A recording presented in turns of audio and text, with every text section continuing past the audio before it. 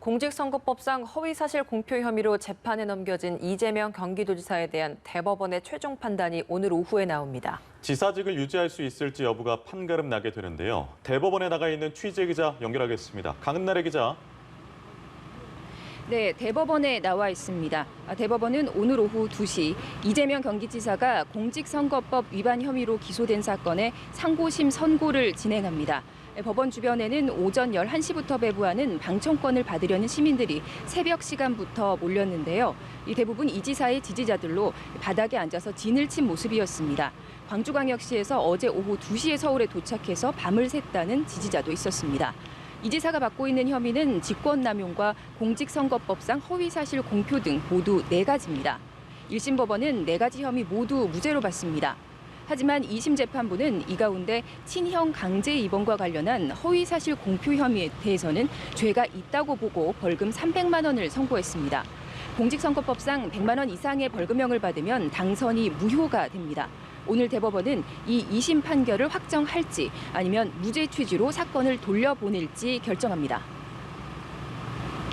네, 이 지사 사건이 대법원 전원 합의체까지 갔죠. 가장 큰 쟁점이 뭔가요? 네, 쟁점은 일부 사실을 숨기고 말하지 않은 것, 그러니까 일부 진술을 하지 않은 것이 허위 사실 공표에 해당하느냐 이겁니다.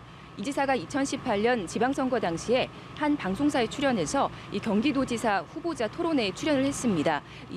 그때 한 발언이 문제가 됐는데요. 김영환 당시 바른미래당 후보가 형님을 정신병원에 입원시키려 했죠라고 묻자 그런 일 없다고 부인하는 취지의 답변을 했습니다. 나중에서야 이 지사는 형이 정신질환이 있는 것 같으니 보건소에 확인해보자고 어머니가 진단을 요청한 사실이 있고 실제로 형을 정신병원에 입원시킨 것은 본인이 아닌 형수와 조카들이었다고 구체적으로 해명했습니다. 1심 재판부는 그런 일 없다는 답변이 구체적이지 않은 만큼 이 허위사실 공표가 아니라고 봤는데 2심은 적극적으로 사실을 왜곡한 걸로 판단했습니다. 대법관 4명으로 구성된 소부에서 이 사건 심리를 2개월 동안 하고도 결론을 내지 못해서 전원 합의체로 넘기게 됐습니다. 13명의 대법관들이 어떤 결론을 내렸을지 관심이 쏠리는데요. 다만 대법원의 판결은 하급심이 법리 적용을 제대로 했는지만 따지는 법률심이고 양형은 판단 대상이 아닙니다. 국민적 관심이 쏠린 사안인 만큼 재판 과정은 오후 2시 TV와 유튜브를 통해서 모두 생중계됩니다. 네, 재판 결과에 이 지사의 정치적 명운이 달린 상황인 것 같고 만약에 2심 판결이 확정이 되면 선거 비용까지 반납해야 한다고요? 네, 그렇습니다. 대법원이 항소심 결과를 그대로 확정한다면 이 지사는 지사직은 물론 피선거권도 5년간 잃게 됩니다. 당연히 차기 대선에도 출마할 수 없게 됩니다. 선거보전비 38억 원까지 반납해야 해 사실상 경제적 파산 선고가 될 것으로 보입니다.